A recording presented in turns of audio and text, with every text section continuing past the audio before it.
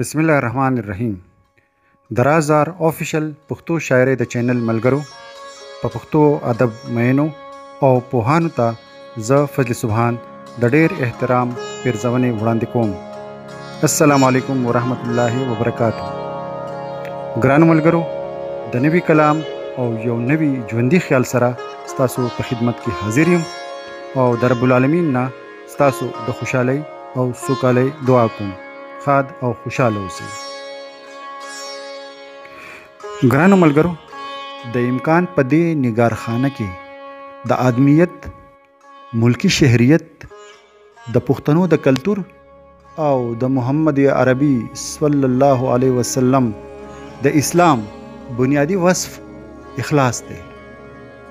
د خاتم الانبیاء حضور نبی کریم صلی الله علیه وسلم نه وروسته د هغه صحابه کرام او د هغو اولاد او درجه به درجه نیکان او نور په خدای مین خلق هم د اخلاص په لاره د عزت وړ مقام ته رسیدلی دي او نن هم هغه ابدي معیار هم هغه کار کولی شي کم چې د مخکې کولی شو. یقینا اخلاص ډیر اوچت مقام دی.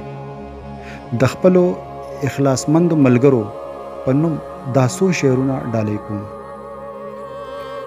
څومره ساده زما ستا د سادګۍ ته سلام، څومره ساده زما ستا د سادګۍ ته سلام، خلوص خلوص یې زما دغه خواخوږۍ ته سلام.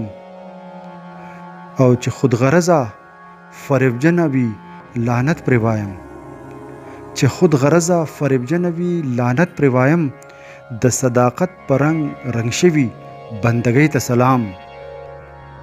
او فضله تیر چې شي خپل ځان لا سجوندون خو نوي، فضله تیر چې شي خپل ځان لا سجوندون خو نوي، چې بل له تیر شي نو هغې زندګۍ ته سلام.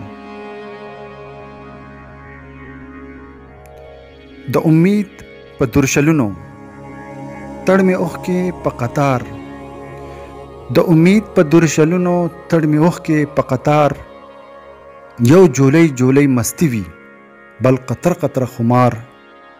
او مونږ د پاره دواړه یو دي مزلونه منزلونه، مونږ د پاره دواړه یو دي مزلونه منزلونه، دلته ستغې ستغې لارې هلته ستړی انتظار. او ستا د حسن اندازه خو زه د عشق په پیمانه کړم، ستا د حسن اندازه خو زه د عشق په پیمانه کړم، خو زما د حسرتونو پیمانې شوې تار په تار. او د ګلونو په مخ پرخې په ایرو کې ای بصریا، د ګلونو په مخ پرخې په ایرو کې ای بصریا، ستا هم څو لمحې ژوندون دی ستا هم څو ګړۍ پشمار.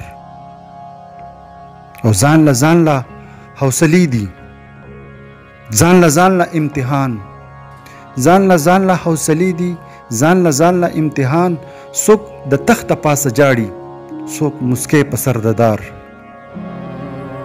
او زه د بخت نه ګیلمن یم وخت زمانه مرور دی، زه د بخت نه ګیلمن یم وخت زمانه مرور دی، دلته خاورې شم خوشاله غیر چاپیره دی اغیار.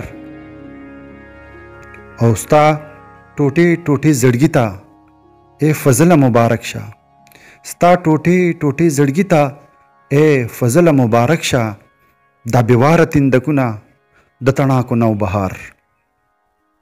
او د امید په درشلونو تړ مې اوښکې په قطار، یو جولی جولی مستی وي بل قطره قطره خمار. ګرانو ملګرو، دا کلام او مختصر تمهیدي خبرې تاسو واورېدې. که تاسو د دې کلام په هکله ما د خپل رای نه په کمنټس کې خبر کړئ نو د مخکې سفر دپاره به ما ته لار اسانه شي. د پښتو ادب او شعري ذوق د ځلا دپاره دا چینل سبسکرایب کړئ. بریالي اوسئ.